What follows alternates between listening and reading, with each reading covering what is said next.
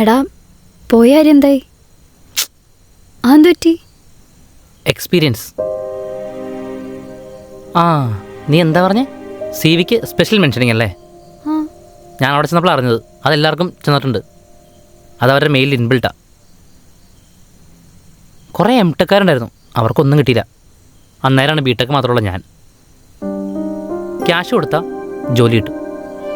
Qualification കൂടുന്തോറും കൊടുക്കേണ്ട cash കുറയും. ക്വാളിഫിക്കേഷൻ കുറയുന്തോറും കൊടുക്കേണ്ട ക്യാഷ് കൂടും. ക്വാളിഫിക്കേഷൻ ഉള്ളവന് എക്സ്പീരിയൻസ് ഇല്ല, എക്സ്പീരിയൻസ് ഉള്ളവന് ക്വാളിഫിക്കേഷൻ ഇല്ല. എനിക്ക് ഇത് രണ്ടുമില്ല. എടാ പോട്ടെ, വിട്ടാളാ. ഇതെപ്പോൾ കഴിയും? ഒന്ന് പുറത്തു വരുന്നു, മൊത്തത്തിലൊരു മടുപ്പ്. എടാ ഒരു 47 മിനിറ്റ്, എന്നിട്ട് നമുക്ക് പുറത്തു പോവാം.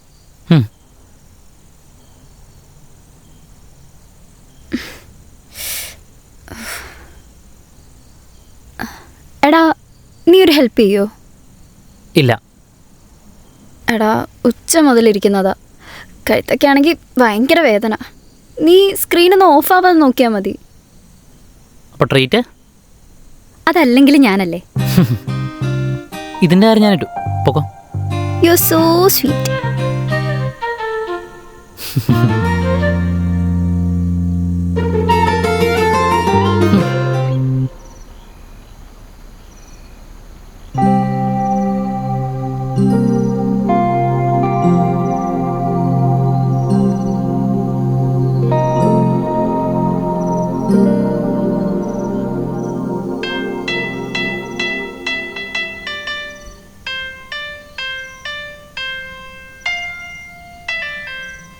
എടാ മീറ്റിംഗ് കഴിഞ്ഞായിരുന്നോ? മീറ്റിംഗ്? ഈശ്വര. എടാ നീ ഇതൊക്കെ മനഃപൂർവ്വം ചെയ്യുന്നതാണോ? എടി ഞാൻ ഓർത്തില്ല. ഓർക്കില്ല? നിന്റെ കാര്യമായിരുന്നെങ്കിൽ നീ ഇങ്ങനെ ചെയ്യോ? ഇതെനിക്ക് എത്ര പ്രധാനപ്പെട്ട മീറ്റിംഗ് ആയിരുന്നെന്നറിയോ? സാലറി ഹൈക്ക്, പ്രമോഷൻ എല്ലാം കൊണ്ട് നശിപ്പിച്ചില്ലേ? എടി സോറി. കഴിഞ്ഞല്ലോ. ഒരു സോറി പറഞ്ഞു കഴിഞ്ഞാ നിന്റെ ഭാഗം ക്ലിയർ ആയില്ലേ? നിന്റെ ഈ സ്വഭാവം കാരണം തകരുന്ന എന്റെയും കൂടെ ജീവിതം, അത് നീ ഓർത്തോ? എടി ഇത് ഞാൻ ശരിയാക്കി തരാം. ഇത് ചെറിയ സംഭവമാണ്. അറിയാത്ത കാര്യത്തെ പറ്റി സംസാരിക്കാൻ നിൽക്കരുത്. ഇത് ഓൺ ചെയ്ത് സിനിമ കാണാനല്ലാണ്ട് എന്റെ ജോലി എന്താണെങ്കിലും നിനക്കറിയോ? അമ്മു, എല്ലാ തവണത്തെയും പോലെ കുറെ യൂസ്ലെസ് എക്സ്പ്ലനേഷൻ തരാനാണെങ്കിൽ എനിക്ക് കേൾക്കണ്ട. എനിക്ക് എന്റെ ജീവിതത്തിലെടുത്ത ഏറ്റവും മോശം തീരുമാനമാണോ നിന്നെ കല്യാണം കഴിച്ചതെന്ന് പോലും തോന്നുന്നു.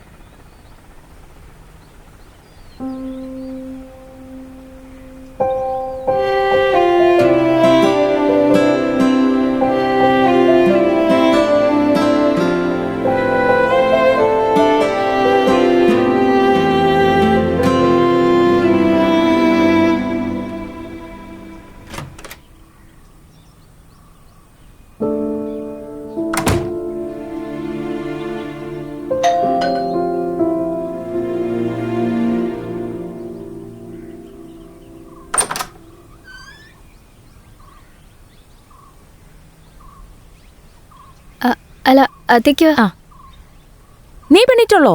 ഇല്ല, കുറച്ചു നേരമായി. അളിയന്തി അകത്തുണ്ട്. ഓ അല്ല, നിങ്ങളെന്തോ ഒരു മുന്നറിയിപ്പ് ഇല്ലാണ്ട്. അത് ശരി, ബർത്ത്ഡേക്ക് സർപ്രൈസ് തരാൻ വരുന്നത് ആരെങ്കിലും കത്ത് വെച്ചിട്ടാണോ? കൊള്ളാലോ. എവിടെ നമ്മുടെ ബർത്ത്ഡേ പോയി? അവൻ അകത്തുണ്ട്. അളിയനെ വിളിക്ക്. ആ നിങ്ങളെ പറ്റി ഡേ പറ്റിയോളടാ. ആ ദേഹണക്കാരൻ രാവിലെ തന്നെ തുടങ്ങിയെന്നോ? ഏയ് ഞാൻ വെറുതെ അകത്ത്. ഇന്ന് തന്നെ സ്പെഷ്യല്? എന്ത് സ്പെഷ്യല്? ഇവരൊക്കെ രാത്രി സെലിബ്രേറ്റ് ചെയ്യുന്ന ആൾക്കാരല്ലേ. ഇന്നലത്തെ സെലിബ്രേഷൻ കുറച്ച് കൂടിപ്പോയി എന്ന് തോന്നുന്നു. ദൈവങ്ങളുടെ കണ്ണൊക്കെ നിറഞ്ഞിരിക്കണ്ടല്ലോ. ഏയ്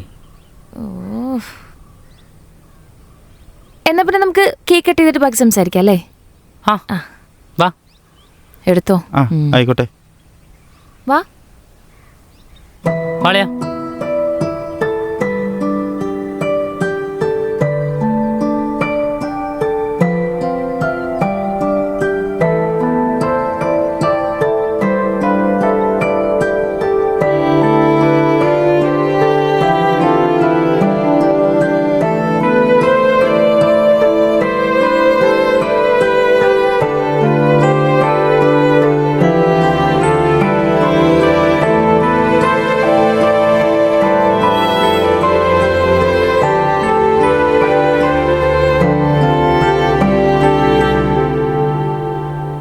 നീ ഇതൊന്നും ഇത്ര വലിയ കാര്യമാക്കി എടുക്കണ്ട, പ്രത്യേകിച്ച് അവന്റെ കാര്യത്തില്.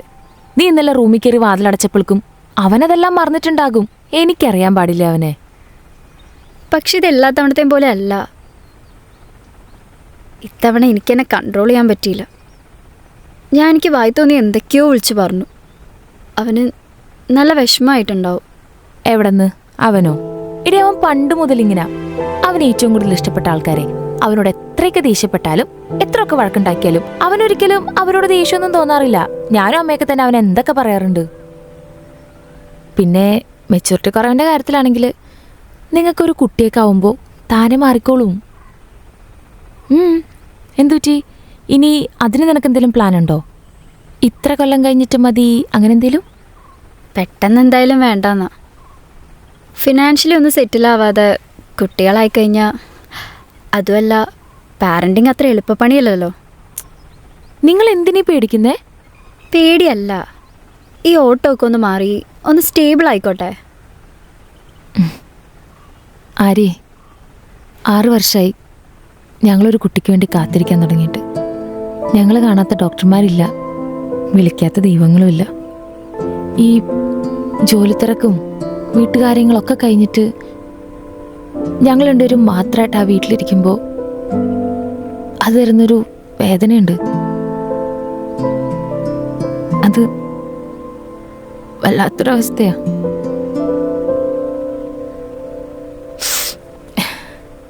നല്ലൊരു ദിവസമായിട്ട് ഞാൻ വെറുതെ അല്ല, ചായ ഇട്ട് രണ്ടുപേരും മേളിലേക്ക് പോകുന്നുണ്ടായിരുന്നല്ലോ. എന്തി ഇപ്പം മുറി കയറി കഥ കടക്കണയാണ് പ്രശ്നം. അതെ. എന്നിട്ട് കുറ്റിയിടും. അതല്ല, അത് കഴിഞ്ഞിട്ട് അളിയനെ എന്ത് ചെയ്യുമെന്ന് ചോദിച്ചേ. ഞാൻ ഒരു കോഫിയോ ഒരു കേക്കോ ഉണ്ടാക്കി കൊടുക്കും. അപ്പോൾ വഴക്ക് മാറും.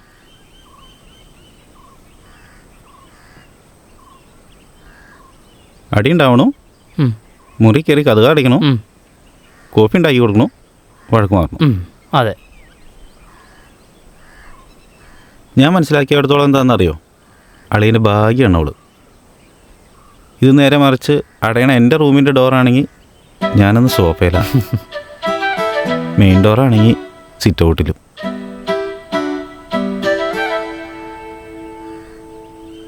അല്ല, താഴെ നിന്ന് ഒച്ചയൊന്നും കേൾക്കുന്നില്ലല്ലോ. അവർ നമ്മളെ കുറ്റം പറയായിരിക്കുമോ? എവിടുന്ന്? എൻ്റെ ഭാര്യയല്ലേ. അവൾ ലോക കാര്യത്തിൽ തുടങ്ങി കൊച്ചിൻ്റെ കാര്യത്തിലെത്തി കരഞ്ഞ് അവളെ കൂടി വിഷമിപ്പിച്ചാണ്ടാവും. എൻ്റെ ഊഹം ശരിയാണെങ്കിൽ ഇപ്പോൾ ഒരു വിളി താഴേന്ന് വരും. ഏട്ടാ,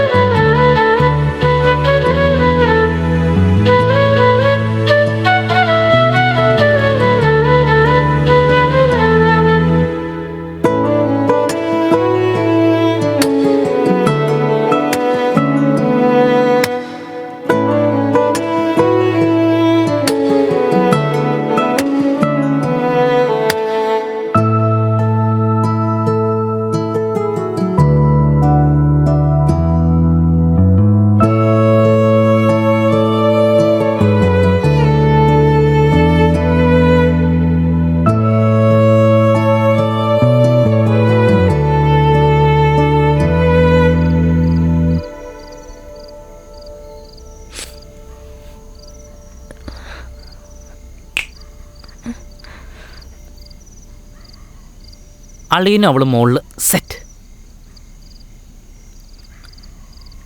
എടാ സോറി. ഒരു സോറി പറയാനാണോ നീ ഇവിടെ ഇരുന്നേ? ശരിക്കും നിനക്ക് വിഷമായില്ലേ? വിഷമായെന്ന് പറഞ്ഞാണോ അല്ലെന്ന് പറഞ്ഞാണോ എനിക്ക് ബർത്ത്ഡേ ഗിഫ്റ്റ് കിട്ടുക? എടാ ഇങ്ങനെ ഞാൻ ഓരോ പ്രാവശ്യം വഴക്ക് പറയുന്നതും നീ ഓരോ ചെറിയ കാര്യങ്ങൾ മറന്നു പോകുന്നേനാ. എന്നാൽ ഇന്ന് എൻ്റെ ജീവിതത്തിൽ ഞാൻ ഒരിക്കലും മറക്കാൻ പാടില്ലാത്തൊരു കാര്യമാണ് മറന്നേ. എടി, ഇതൊക്കെ ഇത്ര വലിയ കാര്യമാണോ? പറഞ്ഞത് നീയും കേട്ടത് ഞാനും അല്ലേ? നിനക്ക് എങ്ങനെയല്ല ഇങ്ങനെ ഇത്ര സിമ്പിളായിട്ട് എടുക്കാൻ പറ്റുന്നത്? ഒരു വലിയ വര മായ്ക്കാതെ ചെറുതാക്കാനായിട്ടേ അതിനടുത്ത് ഇത്തിരി കൂടി വലിയ വര വരച്ചാൽ മതി. അതേപോലെ ഒരു ചെറിയ സങ്കടം വന്നു കഴിയുമ്പോൾ അതിനടുത്ത് വലിയ സന്തോഷം കൊണ്ട് വെച്ച് കഴിഞ്ഞാൽ സിമ്പിൾ. അപ്പൊ നിന്റെ വലിയ സന്തോഷം ഞാനാ?